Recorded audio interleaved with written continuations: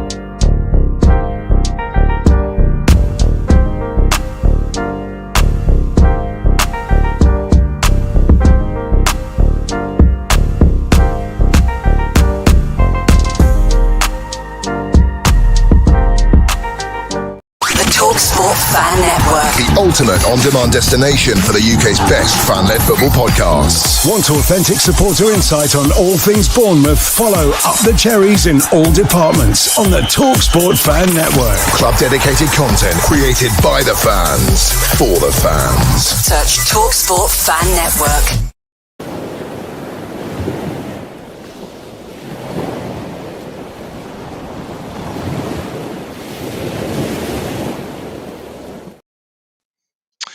Good morning, good afternoon, good evening. Hello to everybody. Let me just change that.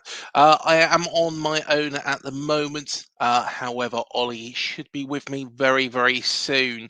And good to see everybody after a week off of doing Cherry AMs. I know it's been going crazy. Ollie's got a little bit of an internet issue, but it's not a problem at all. He should be on very soon. Dan does think it's Ollie and Malcolm today, but hello Dan, hope you're doing well, mate. Petrovic has a medical with Bournemouth today. 25 million agreed from Chelsea. Yes, Mark McAdam did come out with that news as well. So hopefully, fingers crossed, something is moving in the right direction. But I tell you what, that's one topic for discussion in today's show, and something that I will bring up. Paul from Oz, good morning to Dan and all. He said, good morning, Paul. Hope you, or good afternoon, I should say. Good afternoon, mate. Hope you're doing well. Liam Humby, great to see you, Liam. We have got Paul saying hello to Liam. We've got Darren Hurst. Good morning, Ollie and Malcolm. Saturday. Oh, I tell you what, this airport. I don't know if anybody's been to Singapore, but Changi Airport is absolutely amazing. And he's homeward bound to Perth today, so safe journeys. But yeah, it is an absolutely amazing airport. It's like a massive shopping centre in the middle of it. Don't think Castle Point because it's a lot bigger than that. Don't think West Keir because it's a lot bigger than that. But it's really, really cool. And yeah, when I come back from Singapore, which the video is on here as well, do go and check that out. It was one of the Cherry Abroads when I met up with my mate Aaron from Brisbane. It amazing trip. So yeah, I hope to go back to Singapore very, very soon. Albeit the turbulence isn't always the best going in and out of Singapore, as I found. It depends how stormy it is, but hopefully, Darren, it's all right for you today. Malcolm said, good morning from Limehouse in London. Good to see you, Malcolm, and hope you are doing well and enjoying the UK. And you picked the right weeks for it, to be honest. It's nice and sunny down here, so hopefully it is in London as well. Liam saying hello to Paul. Malcolm's just confirming that he's not doing the show this morning. So yeah, you've got my happy mug today. So yes.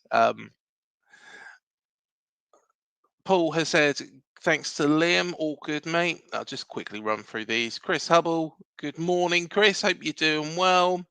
Darren has said, great news on the Petrovic medical. Last step in seeing a quality keeper that will give confidence to defence. we will discuss that because it's quite an interesting one. Malcolm the Globetrotter, lucky fella, Paul from Oz, and hi to Darren and Chris. Dana said up the cherries. Malcolm is saying morning to everybody. And yes, unfortunately so, Malcolm, as I saw actually in the news. So yeah, sorry to hear that that was cancelled. So yeah, I don't know.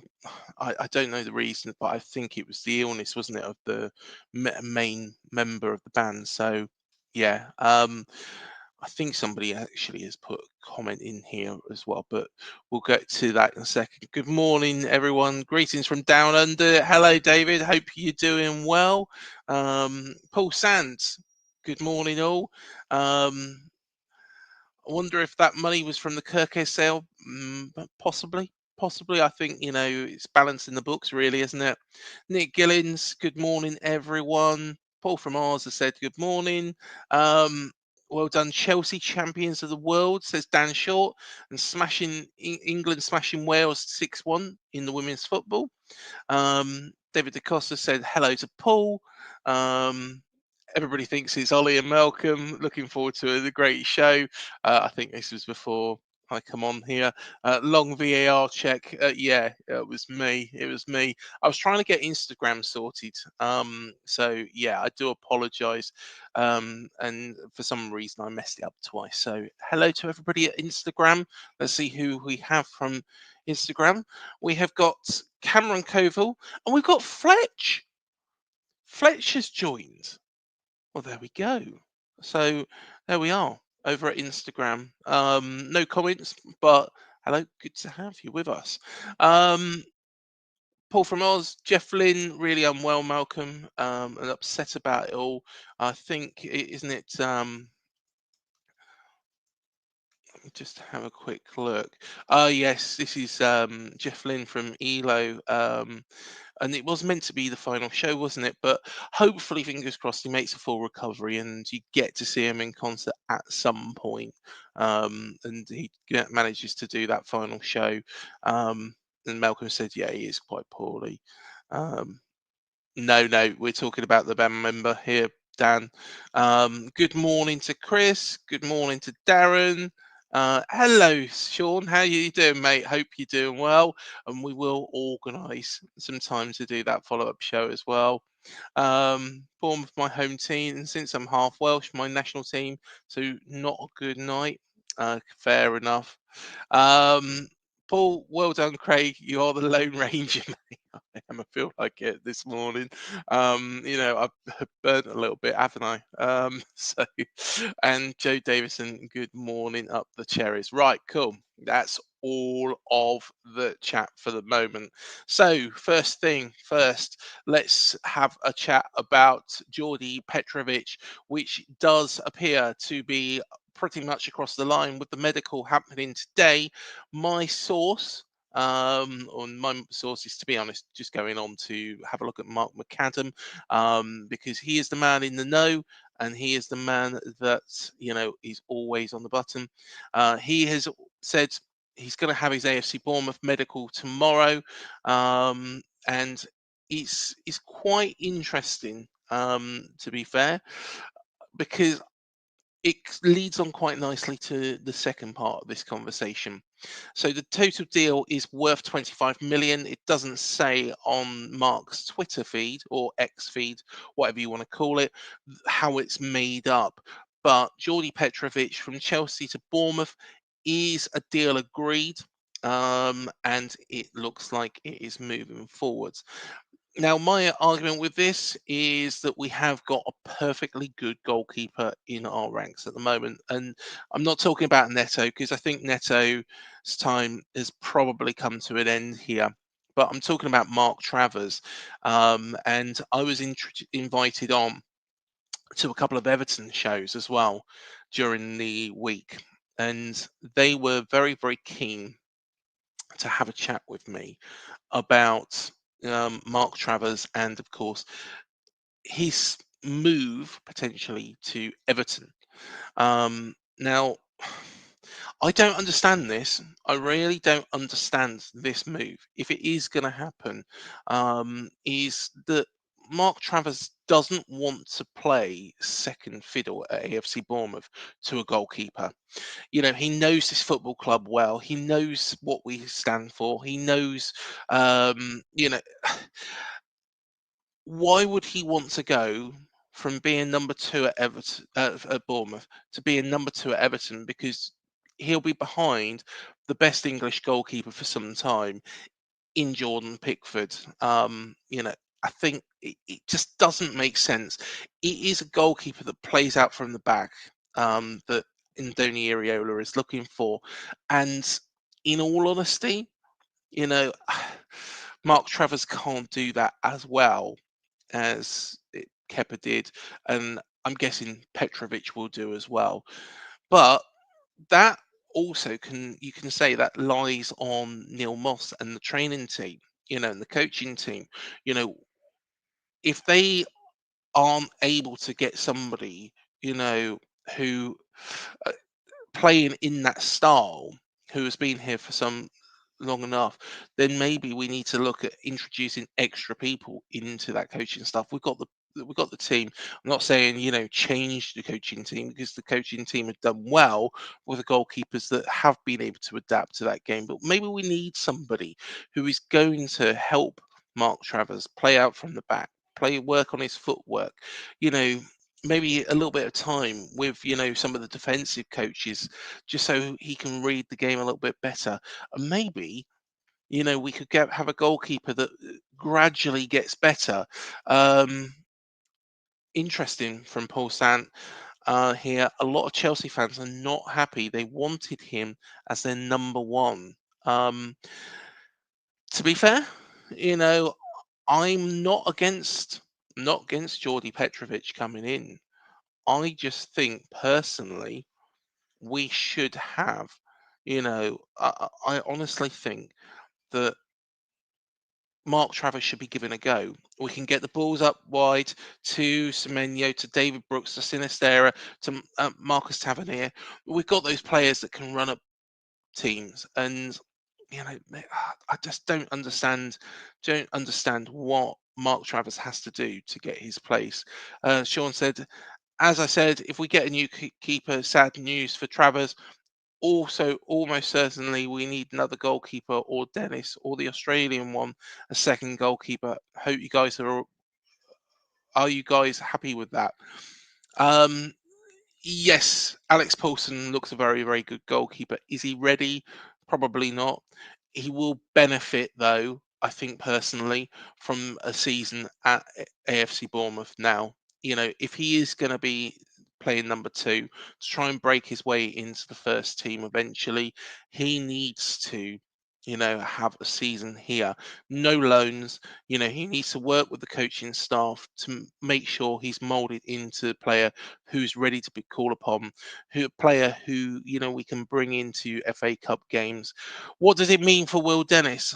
I guess it means probably a loan spell somewhere, which is a shame because again, another goalkeeper who's been here for so long, and a goalkeeper that has got so much potential. Like I say, we've got some great goalkeepers in the ranks. Mac Allen, for example, even in the development squad, he's a very, very good goalkeeper. But Mark Travers, he won't want to play second fiddle for another season. And like you say there, Sean, I think it does. It spells the end really for Mark. So it's a real, real shame for him. I would love to see him get his chance and continue at AFC Bournemouth as the number one. But it's not going to happen. My question though is why on earth would he want to go to Everton? Um, yes, that you could say that they're a bigger club than us. That's fine. That's not a problem. But at the same time, you're playing second fiddle to Jordan Pickford. He's not going to be able to move Jordan Pickford out of the way. He is going to struggle to get that number one jersey. And to be perfectly honest, I honestly think that Yeah, it doesn't make any sense whatsoever. Now, if you went to a team that hasn't got a number one goalkeeper and with the promise of being a number one goalkeeper, that is very different. But we've seen Mark Travers, what he did against Manchester City, what he did against Spurs some years ago. There's plenty of games that I could refer to where he's been really, really good. And like Malcolm says here, sad as it is, Travers Place seems no longer to be at Bournemouth. Yeah, you're 100% spot on. 100% spot on. Um, Darren Hurst said Travers is a great keeper and deserves the number one slot week in, week out. Fortunately, he has only got selected when Kepa was stood down due to playing his own side, and of course the injuries as well around the Manchester City game. Despite three awesome performances, and they were. Um, it's I just don't understand it. There was no real threat. You know, from until the latter minutes of that Manchester City game, and when he did, they did have opportunities. He coped with them really, really well. So it's playing out from the back side of things. You know, I think Travers could still do it. He could still get the ball out to those wingers, move the ball forwards quickly, and maybe not play out from the back as much. Yeah, we just could adapt to play how Mark Travers would need us to play. Only due to Kepa's contract, if fit, he must play. We said that actually. And I think that was probably a clause by Chelsea. Um, so yeah, it's an interesting one. Now he's gone to Arsenal to play second fiddle there. Um, Six keepers when that deal goes through. Yeah, it's not looking good for Mark. It really isn't. Travers had the chance, train and learn how to adapt to Andoni's ideas. Move on and forget about Travers now. Wish him luck in his career. Yeah, I hope he gets Premier League team because I think he's good enough to play in the Premier League. He really is. Um, isn't Will Dennis in the development squad? I think he's on the edge. And Malcolm said I disagree with the comments of the training staff. Can't see a problem there. I don't. I don't think it's a problem with the training staff because at the end of the day, Neil Moss. But I think if we could have brought somebody in extra to help Mark Travis get to where he needs to be. And also, we have got the funds to do that. And we've got a goalkeeper that, we could sell for quite a bit more than, the suggested fee, which is 7 million by Everton fans. Again, Mark McAdam hasn't said anything about 7 million. It is all rumours. Who knows what's going to happen? If Neto stays, Travers might even be third choice. I can't see Neto staying. I can see Neto probably going back to Brazil in some form or going over to Spain to join a club there. But yeah, I can't see Neto staying. Um, Maybe Everton is the only Prem team that's interested, and he is only willing to play in the Prem. Which and who could blame him? Should say Sean. Yeah, I completely understand that, but he's not going to be able to move Jordan Pickford, in my honest opinion. It would be a great shift if he could, but I just can't see it. I can't see it. Ramsdale, as much as I like Rambo, and I would have Rambo back here, as much as, surely that Rambo goes to a club and gets first team football year on year and relegated moves to another club, probably do it again this season. Signals that Mark Travers could move to somebody like a Sunderland or a Burnley or whoever, and can get first team football. Now, I'm not saying it would be again. It would probably be unfair on the goalkeepers that have served those clubs so well. But if they see Mark Travers as step up, that might be an option for him rather than going to Everton. Um, so yeah, loan Neto out. Don't disagree with that, Dan. We could rumble on for ages about all this goalkeeper stuff. really need to read my messages before I send them. I'll auto spelling. To be honest, I do that all the time. Um, just ask anybody I message. I do it on the watch as well, which really confuses people. Neto had a few howlers playing out from the back from memory. He did. Wolves at home was terrible during that first spell. During that spell under Andoni when he very first joined the club. So, yeah, Wolves at home was awful, and Neto, yeah, it was just shambles. That goal. Travers should try and go top level championship team and maybe come back up with them. Good luck to Travers. Yeah, I wish him the very very best. But yeah, I think that might be the best route back into the Premier League if he can't get into one of the promoted teams or a team that's lacking in the goalkeeper department. And Donny, we're listening to the goalkeeping staff, Craig, for advice on Mark Travers. Yeah, I don't disagree with that, Paul. And Sean said, everyone excited for the Hibs game? Yes, and that's where I think we should go next is with regards to the kits.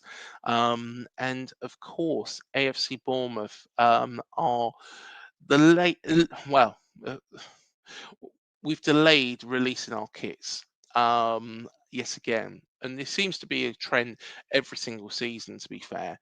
And I don't understand it. Now, of course, we have got this game, which kind of indicates that the new kits might be announced today at some point. So I keep your eyes peeled on the AFCB website. That is based on nothing at all apart from this game against Hibs, which, of course, what are we going to play in? Are we going to play in a home kit? Are we going to play in a away kit? There's lots of speculation that I've seen. But at this moment in time, it feels like the club are actually losing revenue because every other team have released at least one of their kits. And we always release our home kit first before we do the away ones. Yes, the away ones and the third kit are a little bit more funky, but you know, it doesn't it's a weird one for me because at the end of the day, those kits, we know the home kit's going to be red and black in some sort of form. I was having a look at Umbro shirts, and Carlisle United have a very, very, very interesting shirt for their home shirt this season, which, if adapted to red and black, might be quite a nice shirt. But I don't understand. Why we've not released it yet, apart from maybe it is BJ88 and maybe they are working out what is going on with the sponsors. Of course, not particularly like sponsors by a lot of the fan base. I completely understand why. I didn't buy a shirt with BJ88 on it last season, and I refuse to, because I don't agree with their notion and what they do, and B, it's just a horrible sponsor name anyway. So yeah. Firstly, betting companies, I'm not particularly fond of them, but Dafabet are a little bit different than BJ88 when you look into it. But I can understand why the club actually went with that deal. The main reason being is because it was more money. Now, if you go into, if you try and get a loan for a car and, somebody turns around and says, yeah, we can do this loan, like 500,000, well, let's just pick a number, 500,000 over the space of 3 years, but you really want something that's worth 1 million, and then this BJ88 turn up and say, we'll do that over 2 years, and 1 million, you're going to go for what you want. And that's what Jim Favola has done. So I don't really blame, him. And I feel sorry that he's come under a lot of, um, the cosh for signing that deal. I don't blame Jim at all. But in honesty, I think that might be what is holding up the kit release. But there's lots of rumours about the kits, and it'll be quite interesting to see in the chat what sort of away kit and third kit you'd quite like. I'm just going to go through the comments here. Sean said the only kit I've seen is a training kit, and it looks awful to me. Yeah, it's a bit plain, isn't it? To be honest, I always like the training kits to be a little bit funky, but yeah, it just looks a bit plain. Do you know what I used to like? I don't know, actually, you'll probably be able to find a video with me in it, but those with the collar, and it was the red shirt, and literally all it had was the embroidered AFC Bournemouth logo and the Umbro badge on it. And it was just nice. It was smart. It was the Eddie Howe era. I think it was the first training kit that we had under Umbro, but don't quote me on that. Um, Sean said it looks like pajamas. It does. Is the game at Hibs or Bournemouth? Do you know if it's behind closed doors? It is behind closed doors. I know that for a fact. I don't know why it's behind closed doors. It's a real shame. Um, but I believe it is down here. And I believe it's probably going to be at Camford Magna. Um, and Paul said, just check Bournemouth website. No new shirt news as 1 minute ago. I think it'll probably be later on the day, if at all today. But if we want to start selling shirts and want to start, getting ourselves out there, I don't know what the delay is with regards to this. Purchasing a kit from Australia with the pound to dollar being double and then shipping it is expensive, but small price to pay when walking through shopping centre and get the odd come on cherries. So yeah, I can imagine, how much it would actually cost to get the shirt out there. I guess, here's a question for the Australian fans in the chat. Would you, or do you, buy the kits, in bulk? So if you want two of the kits, would you buy them both together to save on all the postage costs? Because it just gets a bit ridiculous. I was having a look, and believe it or not, talking about Singapore, I was looking at a Singapore football shirt, and I wanted to get one whilst I was over there, and it was going to cost an absolute fortune to get it shipped because they didn't have my size. You know, let's be honest, I'm losing it. I'm losing it, but I've got a slight belly from the lack of activity, and that hence the reason why I've been on that bloody machine. So yeah, I couldn't get one in my size. So yeah, I was looking at how much it costs to get shipped out, and it's just extortionate. So I guess it could well be the other same way, same thing the other way round. Um, Perhaps they'll launch it at the start of the USA camp, um, hit the American market.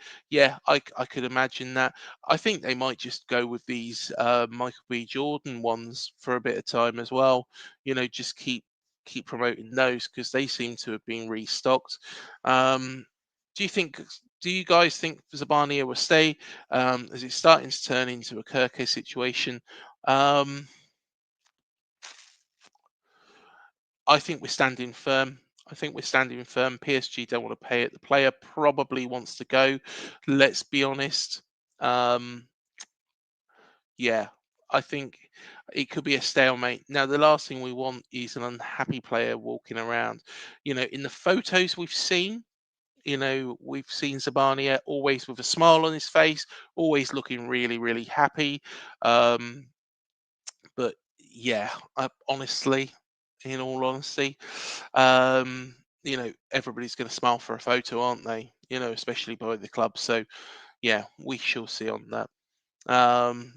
Yeah, auto correct again, Paul. American market. Um, if anyone in Oz wants to buy collectively to pay one shipping, that makes sense. That's a good idea. That's a very, very good idea. And I bought 3 shirts. I think, yeah, buying in bulk is probably the best option.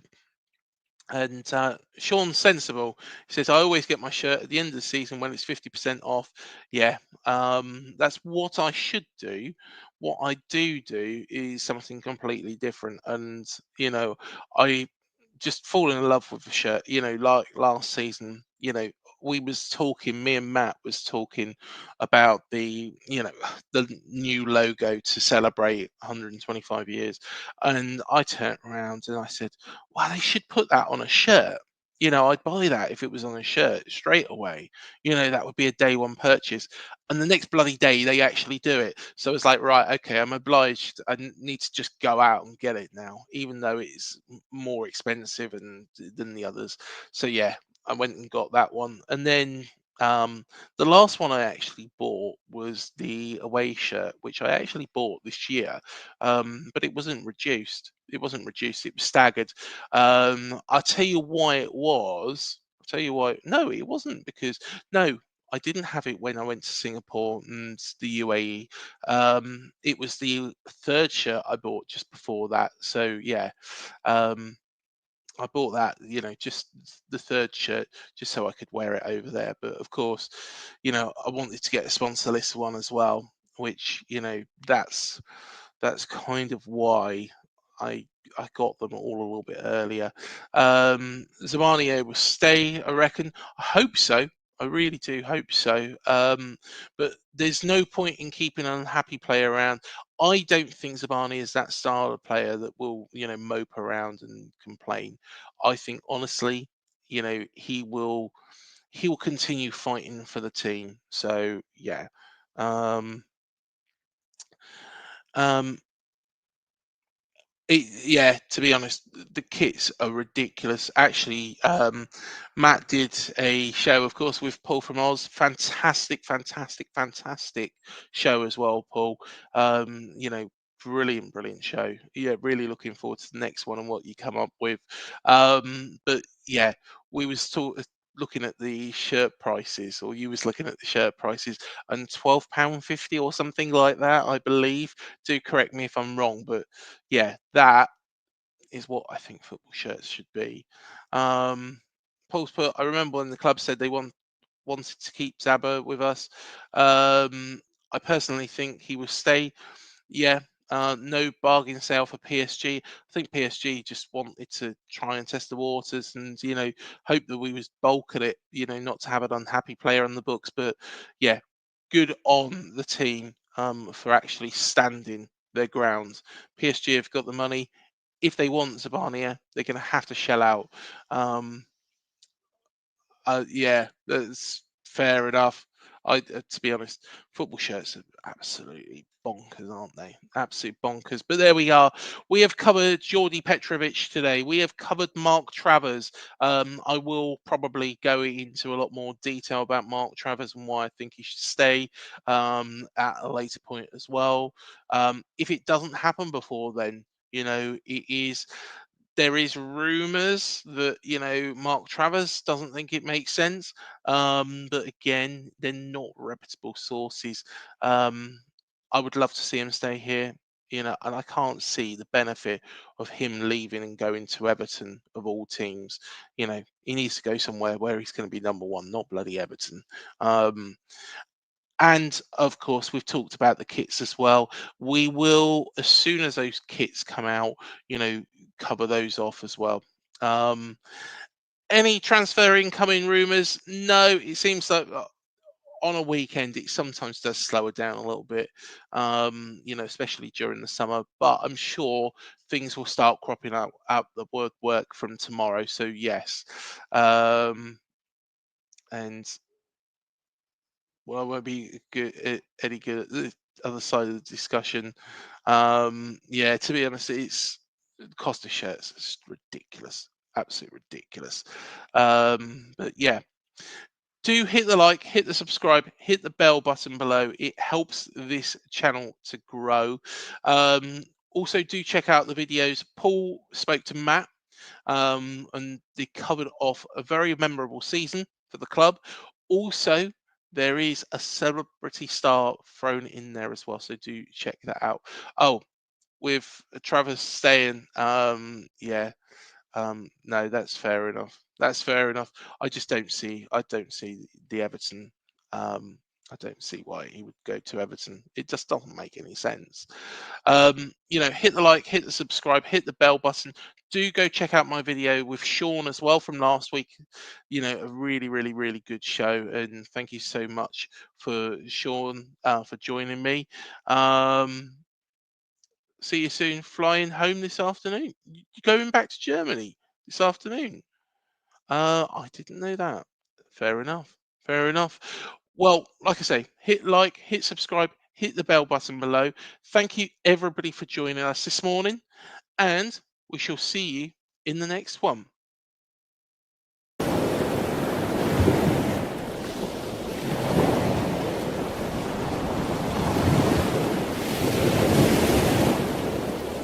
TalkSport Fan Network. The ultimate on-demand destination for the UK's best fan-led football podcasts. Want authentic supporter insight on all things Bournemouth? Follow Up the Cherries in all departments on the TalkSport Fan Network. Club-dedicated content created by the fans, for the fans. Search TalkSport Fan Network.